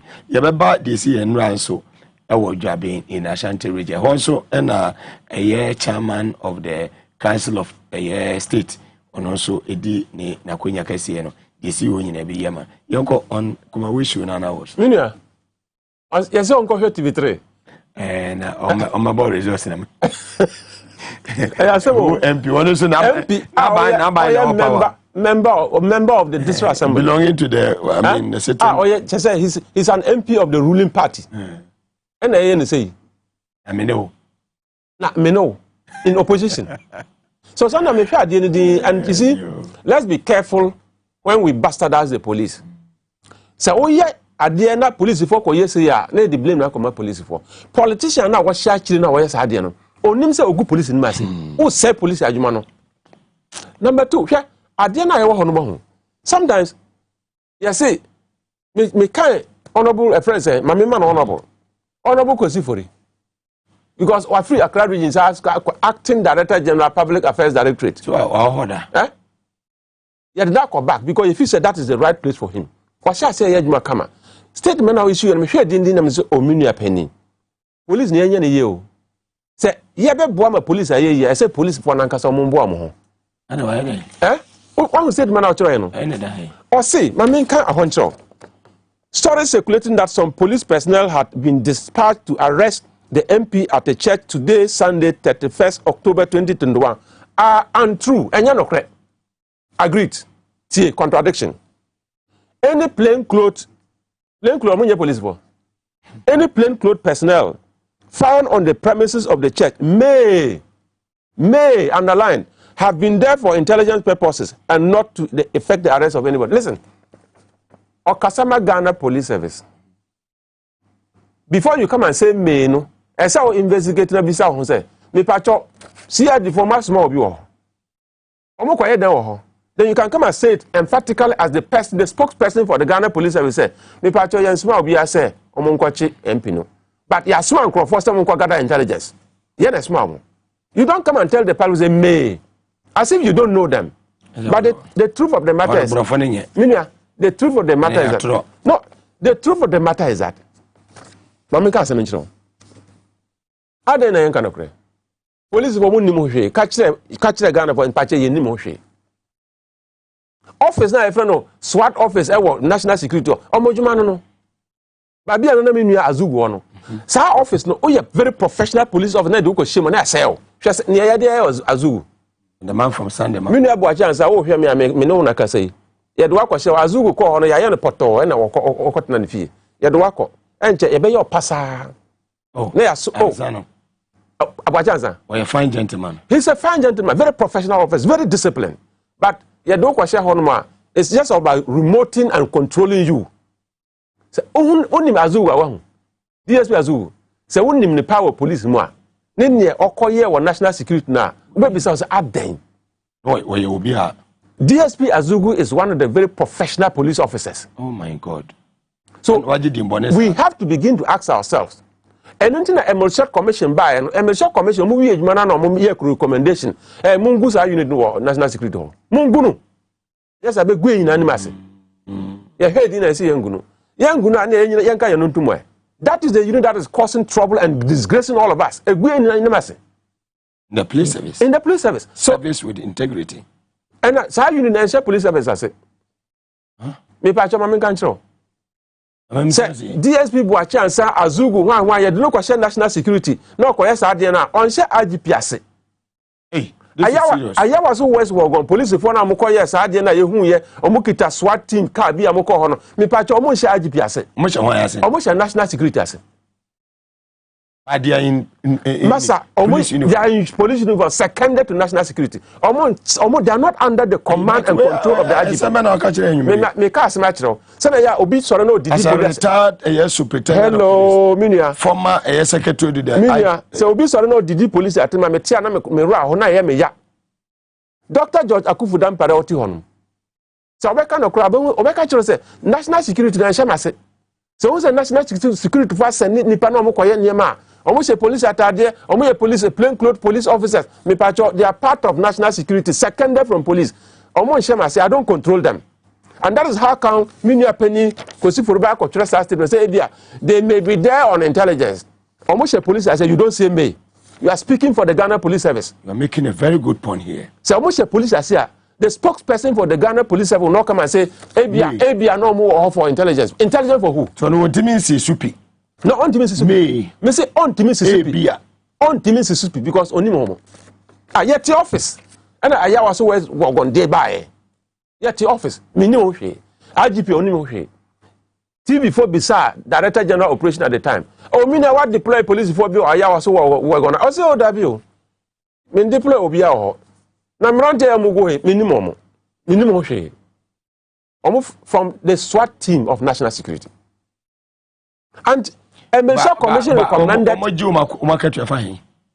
Oh, they still pay. Oh, you second man. You are still collecting your money from your parent organization. It's just like a second day call UN. Ghana Police they suit you. So as a second day call national security. Still like Ghana Police to you. But operational command and control no. A free IGP insa. Is it that only department? No, SWAT we na I say only that SWAT we no. Because I say how the police for the soldier for the. So if free soldier muna okwa. Free police you are not under the CDS and you are not under IGP. It will me deploy soldier for. Oh yeah, to me deploy. Say are you friends a short commission time no. Who say soldier ni bi na now operation commander. Sir. Oh yeah, soldier ni. Azugu no a police ni. But they were not under the police or the military. They are under national security. Second, they are not under the command and control of the IGP or the chief of defense staff. So obi koye obi no who say shata there. Na Ghana for nyina sore na fe solely police so by ebi na call madina ho no me no ebi enti na me ne ba ye no omo national security into when what I'm saying or cover up what I'm saying man I say now he was speaking I mean for them say Masa national security asem na you how can you go and say unimum how can you say it so me no chira ne enti a wokasa they may be there to gather intelligence and you don't know them. Who sent them there? Commissioner Siadi. Say Commissioner Siadi na send them or I say the IGP should know. And now over customer police for us public affairs director. Customer police was yeah na send them or someone go gather intelligence can someone go chinipano. But you can't say it because you don't know them.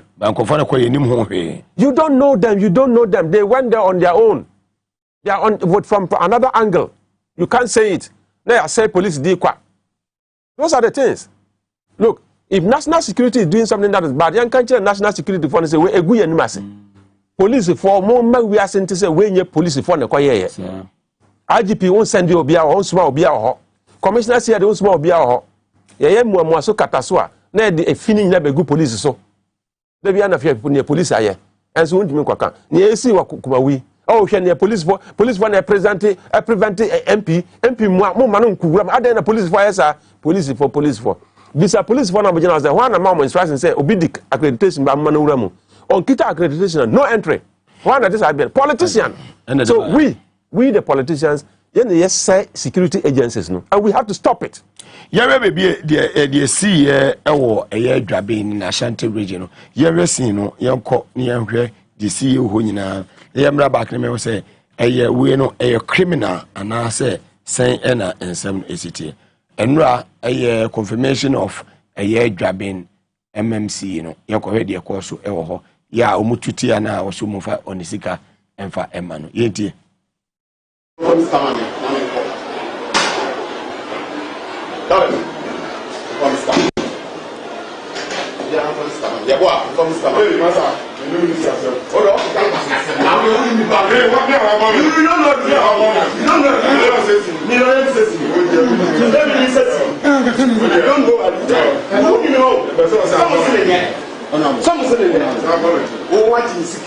Who said this person to me? I'm a bit of them. I'm a bit of them. I'm just going to some of you. Okay. I'm a bit just down. I'm going to this person. I'm going to just down. But I put a whistle for. Let me come back. What is happening in some here? Not very okay. Me never. What are the sound minister? I'm what are the sound minister? What is happening in some here? What is happening here? I have put himself with the young. What is that's the bullet to prove. Who brought them in? What's the town? What was the number of they don't hear one from foolish man like you. Who will you hear one from? Stand I got from example. Confirmation center, I want to prove what is the one band. Put my bond in the time. What will punish you? Also, bullet to prove of the good by your most kind of passada. Ever come there, one woman was a one. One man got for one. My idea. No, Minia, where drop me on that. But your democracy money does way, and no more than an auto. Then, Mijimiska. Mijimiska, wait a second. Why Jimisicans want to only carry 5,000 and I will massage. So say a talk. You're top voting. And then I know what you are. We are talking. Yamino, said Massa, you're going to crow. So, Pesca be 50,000. I quite a check. You're 2 abandoned. I can't say fear delegate. My own bit collapse you. Papa no number the way say Casons and Mojan, you know, who say Baba. What is the meaning of that? Massa on to Mamma and Jimmy Sika. This year. But the question is, I didn't know what you ask a baby, sir. And I got this in my ultimate just kind of back. My who letter business here, I mean, names and credit. Say, Office of Special Prosecutor cry invited. How much chain and man? I need a police for Office of Special Prosecutor, responsible for investigating corrupt practices in Ghana. Also, I invite him. Assembly, I some Casio. You have any because democracy now, Kitano. You are not here from 1992. I'm expecting to see getting better. Your democracy, I say, any. At this time, I never will be. Just say, you are too cash among conference, you are twatia. But I think that one thing good about that thing. So, officers can order better. You be Joe Sikadi. And say, nee, I just say, Bayano. And one. So, Mukubu in Chilakura, Kotoje, a year, National Council of State, a year, in Peninsula. So, what you grabbing? Grabbing Sudi in himself, if you know. Or Heno, 1 year Council of State or more chairman. Minia, I said the idea was your deal. You're nominated for a particular position. Never sending Crawford confirm. No officers can order Tom conscience. That's a more Josica dino mat Trabanati. That's right, no matter 20, second round, no matter 20. Utia in a 20 hour. Utia near 20 hour. No, I saw 2 and 20 hour. First one, 5,000. So, said also Genetica. Genetica. Hey, Metisa will become assembly. Or say, or boo baby. Untimi fa de nkosi ye nsan pamba fie o. Wa hufuna etam kosi ya kosi. Gabi. Oba fie kro hunu obedwane. Masa ni mo na dini de edi akọ. Wo be gina se wo je oseka de seka ben. Di aka. Me pa jo. Oso fa amanya metua buka. Emre bi atum emra me na me wo police mu na. Wa hunu se de wo ye enye. Emra na me wo police mu BBC ye. Me ka se me tu kwam bia me bana. Driver be Virginia ya police or yi skasa or come police na me ka chere sembasa tenase ma police nimbra na me hwe ade obabe police ni ba ya no be hwe na lance ni chi aka afo nyina na obisa kwan so na so obibia boko no so yo mo na nyame nko na obisa driver no se nti se kana wi ni a nka kwa de kwama no e de na wo ton na de na wo to a wo tu aka mo bisa MC ni sempa cho de na assemblyman yi to a mo ton a wa koto a wa ma mo ska Omuton vote. The work are being investigating. No, Omuton vote. And I want to akawie. And so vote now one year. Maybe another scan and do vote. Maybe one vote be at 10,000 or more 5,000. I can balance. And I can't say. Democracy near. But that's it. Honorable Lachine Tubu, Member of Parliament for Eyewa West in the Upper West region of the Republic of Ghana. As that can see, Mkomaye na Boafua, Eta Echibwaye, S natural mineral water in Super Ghana for Ninajatum. Say a wedding away engagement now. Auto Pono Edia Frado Fubiano, Nuenya S natural mineral water. Now they are several ho. We do a nature S was a broadcasting limited ha. Obinya Dudubia Upibia, Ewo 246, Abebe Street, will shoot the heart of Accra. Bra, and I bet my friend was 0540 585 599. Offer in soon do be a OPBano when Sabe to me. I can.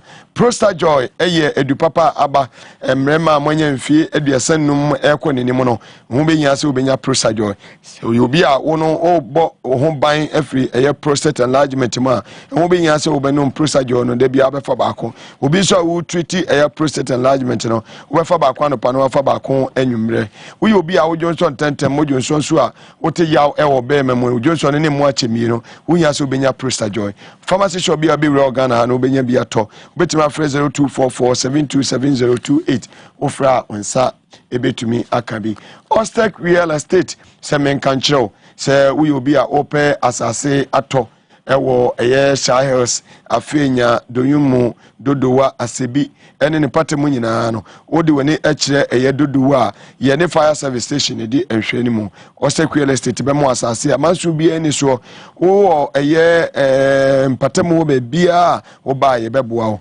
obeto asase wo ye ho no we be ma 200 blocks ama 10 bars of cement wo council na de ba ye beje ne ama ho ensase free na ne antwetwe komo 0244684069 na ofre na ye beje wo so Prostafate capsules free a Solak Natural Clinic on a swear was say on one side Solak Mesa Eddie Abba and Zipman capsules. Now Zipman capsules and the Prostafate capsules on your num a boom will be a Johnsa or Breasan what you imagine so now Junso Machim, you know, what yaw or Junso Mono will be here Prostafate capsules and a Zipman capsules one a bit my boy ye papa or bao confichano I ask a boy JJ Unya Solak Mesa Beman so a gonone haono Unya Solak Mesa said the bit me aboa ye papa ya so ye wan ye sande to pain ointment and to pain capsules edi aba to pain ointment no ebeboa honam ba bibia eye wo ya no wodi twitwi keka na eko sanso na to pain capsules no so no wo benom na ye adua adwuma ewo nipadua num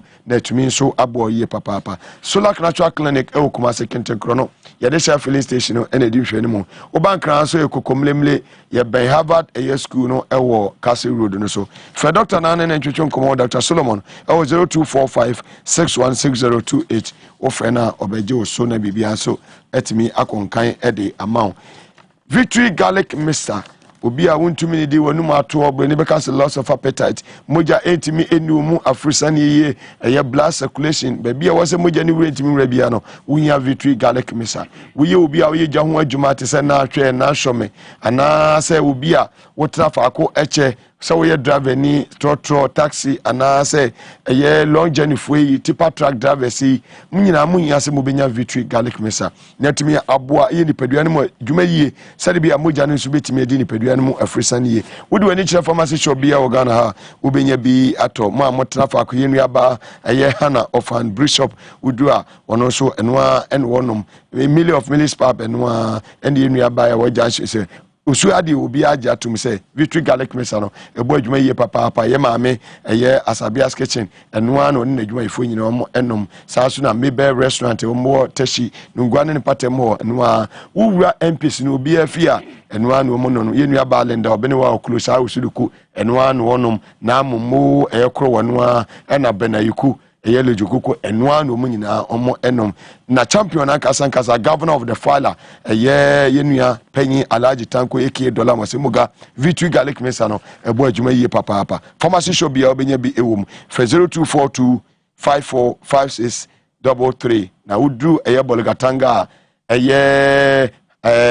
control onwa how control no wonum na area mama tamale omunyina agi atum Nis microfinance obeboa we obi a we aban adwuma wakatu afa controller and accountant general department bosume so hona oji wakatu a uni problem oye private workers so a ye beboa be say de be ma wono commitment fee nim processing fee nim and hidden charges bia so enka ho say de opewu loan no sa pepepe na be processing e deliver e de ama wo interest rate so abetua no e kakra bi hwe Nis microfinance e kira kwan e wo dome born again bus stop ye de ma Zion Methodist Church no na edi enhwe ni mo frɛ no 0555010699 offer ya ebejosu nyuma ko nyina da roma na nwumre omota ya hia ye de Gumbe show e de eto awa boboa no ebibia wo ewo omai Ghana memha ye free general overview of national security ye hwɛ public order act police Madina nsensema ekoso no dia na no se police for ye MP ne fa kwampaso anaso wanfa kwampaso wa colleague on na wo eye emrase bedwafie na fe yenhwe ensem no se ne esitie Mamemfa kwanye was na memma a bit of education on the Public Order Act from the practice point of view and yet from the legal point because I'm a lawyer. I'm a practicing law enforcement officer for many years. From the practice point of view, Public Order Act, for Act 491 of 1994. 1992 Constitution by no. Now your freedoms be your Constitution. Freedom of speech, freedom of why, freedom to demonstrate, freedom no doso. Ya tina so ya buy more check and a Constitution by. Constitution by I say a beer door be at so be any free. And a friend kabi mamin kabi. Obi antimi nka okasabo show yem dabi freedom aba. After 1 year, 1992, 93, 94, and the parliament who said, Master freedom na aba na aboro. Say I'm per kwan bi so an hyehyɛ ni ma bi freedom yi bet at the ever cop mu pe. And then say beba. Ebe shikro no. Ebe se wa boro ni no. Exactly. Minia ehwa na parliament ko share sa mra we. Act 491 of 1994. Almost say o person o call demonstration a. Tete no. Esa o gi permit e police ho. Tete no. Before the constitution no. Je o gi permit. Na more permission. To make rata. Exactly. And so I demonstration. Constitution by now say you're right. You don't need any permission from police. I say notice them. Inform the police. But my man say me pacho. Watchina, me name for a person called demonstration. It's our right. Mumbe boy home by. It's your duty. Constitution is stated clearly some this. Yeah, also to me not. Me pacho. It's our right to go on demonstration. It's your duty to provide security for us. So you boy man. Constitution say you boy man. Emran say but police for man you boy man. Ena Emran say, answer the people police for money, but my 5 clear days to that person called demonstration. 5 clear days. And a working days, and I say, at least 5 clear days. Okay? And a 5 police for almost every day. Police is need off. Charge of the need door. Charge of the door crowd. That you be charge of his door, not to say, I be charge of Fufrono. Confirm say station be collapse in Tumuda. And I be at all. So I say 5 clear days. 5 days no the kwa. Only need I say 5 days. 5 days the police for be hwehwe mu demonstration am be bekoi. Ebe bo Ghana. I am right there, but anko infringe on somebody's also right. Demonstration am be bekoi. Ebia na mokwa nipa be wo mo. Ya mpene so. Ebia mokwa yare for more hospital ko mo nya ahoto. Ebia mokwa ba bia mo pese mo demonstration ni fa no. Da bi emboa yen. Omo hwehwe mu ana ya frɛ organizers no abetena se me pacho mo demonstration am pese mo kɔ no ene de date na mo hye no ya nya ho na ebia saada no kra ya market day kra se demonstration market day ukoye demonstration market day be affect market no nkrofo be peko so bia we kofi akoda wo be demonstration na be sell mo bia no so mo pacho mo nchisa date no mai na police for nankasa aka se o ande mo hwe date we so okay na ya jojo na mo apene so say okay ya be sesa date no okay, you be kwa share say free ha na dia kwa wi ha. You be share say na pa 7, but 12 na ya wi. Police for here sa time ni nyina. No mo dia mo calculation. Nipa dodo say na ba oh ya nipa. You be nya nipa be say 2000. Na police for calculate, police for send na betumi ade aba e be say security we aba mo. Ye we nyina mo agree na date na ba. Police aba, demonstrator aba, demonstration e koso. But emra na kire say o ya organizer of a demonstration. Ye bo amane uko demonstration ni wie na in the process mukobo obi anase makopai obi glass the organizers will be held responsible. Makobu a street light, the organizers will be held responsible. You will be surcharged for destroying public property. You will be surcharged ubetuya ye bo amane ansa o ate ya bo amane ansa. So a banner demonstration ni wie na if is a BBC masa eno ane say demonstration post action review. Organizers membra na internase. Organizers no ba eno a ye call say ni me pacho. Ye ma bibira say wo. Emra na kire se mo betu yaka. It's simple and short. To read it to Madina. Ana Madina na esi ye no. Me share video no na me say I don't get it. Unim ni enter police for call demonstration. And as a mock supported demonstrators. The demonstrators are enjoying their constitutional right and the police are mandated by constitution to also protect them. Police for Koye Jimama Obia enjoying the right in Ghana. So when you go and you're providing the security, Bibina a cost so wrong. Tell the organizer say, near cost so wrong. Can you talk to your people? A banner say to me sanity bamwa. You ensure sanity. That is why you are there as security. And that is why Bisam was a nipa sign Beba. You know that 5,000 people in Beba, you provide security for 5,000 people. Emra we by 1994 no.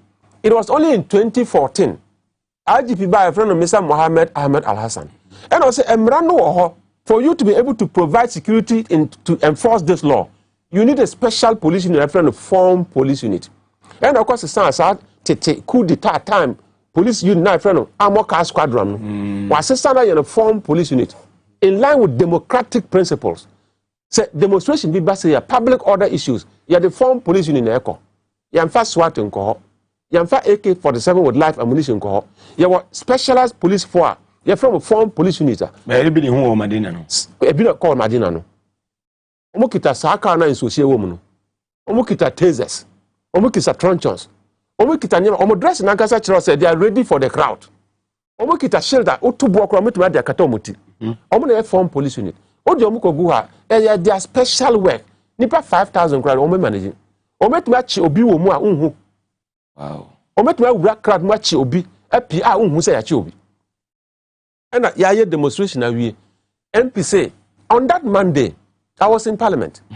Rankings and deputy rankings, leadership of Parliament, no more meeting. And deputy ranking member. So, of course, I want the constituency for encourage you more say enjoy your right under the constitution. And no man also no time as I Parliament. Police for by say, you person invite. And also no problem. Remember, but say I am because I idiot. My year late. Mamin Combra. MP. I know better than Mando kwa no unko watching come and report. But they attempt to forcibly arrest him there. On this meal, only a raw civilian who attempted to bet chino. No, from P, no qua. I did also invite bra, massa. Police station, yeah, so sorry the move. Police station, and yeah, sorry the mood time. Oh no, a humbecano. Uncle. No, a humbecano. And I say, okay, it's open MP crowd, there are procedures. Churokoma speaker say, the patrol MP will be here and manaba boy investigation. But Constitution, here Article 118, Clause 2 of the 1992 Constitution, Article 118, Clause 2. Or say, immunity now, a privilege is not MP or Kitano. The same me amiti hai. Say, oh, hear me. Now me see me call Parliament kwa ya dear. On Jimin the Abisa Speaker. Constitution is a Ubisa Speaker, not Speaker say no cry. Or say, absolute evidence. You can't go to any court with it. Speaker say no cry, no about Parliament. It's finished. Conclusive evidence. That is what is in the Constitution. And as I understand, it was very clear. Obi our Parliament behind him say rankings and deputy ranking no more meeting. And he's a deputy ranking member. So also me call Parliament about the Jana min kombra. Also demonstration I see here na me person me chill. And I say, oh, check there. Oh, me say demonstration yeah. If there is any violation, come here MP. I can come. So my men call a meeting na bra. Also that be the chinchina won penny. And my men mouth some narration be. I did be why I 25th demonstration by police for call say omoko chiobi anye ye and okoye. 27th nipa by Parliament ebe reporting my speaker say near echo 2 mini and the speaker say me reporter me refer dey with my privileges committee. We investigate this contempt of Parliament. You can't be on your way to Parliament there cho. It's a constitutional requirement. You can't do that. Privileges committees on what I say. Me penny Honorable Joe Wise, First Deputy Speaker, on the chair. Yeah, if it is really contempt, police for no more years and you hear about back also. Police want to say, hey, Sana Mobe. Say the more contempt. Okay. 31st. Now in Crawford, I saw the more who are not channel. Eh? Unim. Yeah, they say the Parliament and police must work together. The police is the cohesive arm of the executive of government. What I say? Parliament is an independent institution. It's a huge organ in the middle. Managing the executive and managing the judiciary. Checks and balances, no. Parliament is me patcho say Parliament ni ho democracy ni ho. Parliament ni ho democracy ni ho. And so those days, no. Coup d'etat bi ba. First thing, Parliament is hereby dissolved. Parliament ni ho democracy ni ho. So we say police for no MPs enyantawantawa. Na democracy say yantiase. Because police and Parliament must work together. Unim fanese watchina Minister of Interior de budget abeto. You be approval. Most na monka say MP ben ko approve budget amount. MP ben en ko approve budget amount. Now also approve can be so okay, mo approve budget there. me chewa bantin also ya de me chewa kotum eno no democracy na ewo mu ana say I say make sure say I say listen, we are not in a competition, we are in a cooperation. Fantastic. We are not in a competition, we are in a collaboration. We are not in a competition, we are in complementary effort. Yambuabua ya ho na Ghana ntumpon. Police man betiso na MP man betiso na police the parliament ba be ko a. Eno no enye democracy o. Egusi suasua. But 28 years dem fi say yanyi kakra. All right. Niam no bi wa yenja. You move on to our last year 8th parliament mujumedie akwaya mofa so ya money executive no when kita hundie ene niema esene sitie. The 8th parliament is a new parliament. Parliament bia ni ho a ene ba ko eyepe. The first parliament was different from the second parliament, different from the 8th parliament is different from all the other 7 Exactly. And the 8th parliament were unique. What? And no, sa parliament we say am fa magana nye ye enye ye biom. Unim ne ente mekasa. Just watch him. Hey. Your president. Your speaker. Speaker is not in the president's party. And Oko parliament so I 137 137. One independent. One independent. Lucky no independent no or your second deputy speaker. So about a bad only vote. What I say? And look what now can you say or speaker in one 137 137. So the best thing about Magana Tumpon say, Yam Fagan and Shem Fin. They are honest and impartial to Ghana first. Ghana first. Say yes, sir. Your party as my best trim Makrona pie. And wow, mine. Now 137 Sarajina say empty. Most Sarajina say company. 137 137. Bibianco. A pie asa. And a Mramuza a pie you know. A pie you know. So your pie near Manas are near Quahifa. And sometimes you need collaboration, you need consensus building. Near my bed Ghana no. And your competition as them. And your NDC as them, and your MPP as them. Near my bed Ghana, and your no barco. Near Manum Ghana. You come Kwana in Sua Titini in our Pansami. Say, I banned the Scabia Bassam, yet dual carriage. From Accra to Hamlet. I wouldn't 3-4 years, but my ya. And Gamim support it. I will support it. Okomi constituency. From Doromo to Dabo. Ekwani ya so. Say packaging under the emergency route on my bay. Say a bank or yes, I did not say can you yambo no munyaska. I don't support it. I will support it. Finally, UN peacekeeping benefits any related issues and also about Sena peacekeeping one some city. Oh, peacekeeping there. Say maybe I will be asking me person me peacekeeping. But and that house and that form Ghana aya there must see I say. Mesa Bob Papa Dimbium, Mr. Mohammed Ahmed Al Hassan, on the far FPU by Ghana. And Ghana FPU, you will be Somalia. Wow. You will be South Sudan. Wow. I think that I don't know what say will be Darfur as well. Wow. But FPU, we are specialized in public order management, crowd control. I'm a UN for who say you get skills are more dear Kwako Yejima. You are individual police officers who are more missions. Okay. Individual police officers, no. You will be professionals. Okay. Professionals, no dear. Bia will be a professional biano. Omo kita Ghana flag ni say. Because competition of the form and some acquire P2, P3, P4, P5 no. And that form and adia no o me kobi. Ade ba kwa peacekeeping ni say. Sometimes ebia obi kwa na ebia UN say why ade pa na atworo letter ma ye ma 6-month extension. No dey be drufie o fie for say masama no brefie. O ye na honum. Ya cancel. It means sir, but unim. Say me wo UN. Na ya mama extension 1 year. Na o say o mpene membra fia. Yanka say for Ghana ni bi sha na yo. Ordinary mission there no problem. E betima di nkrofo akọ. But obi a okita P position. P3, P4, P5. Say the contract eso na UN who wa ya de pa na say o me ma 1 year bia ka ho. Yanko pa who say UN omuni police. Almost restless in Crawford police for the UN Juma. Ghana police or Japan police or Jordan police or Munina or Obia Gua Peja the crew flag. Our Costro. The flag of Ghana. Yes. Ukita P5. Why you 4 years? You and Fia Adina that the amount 6 months account.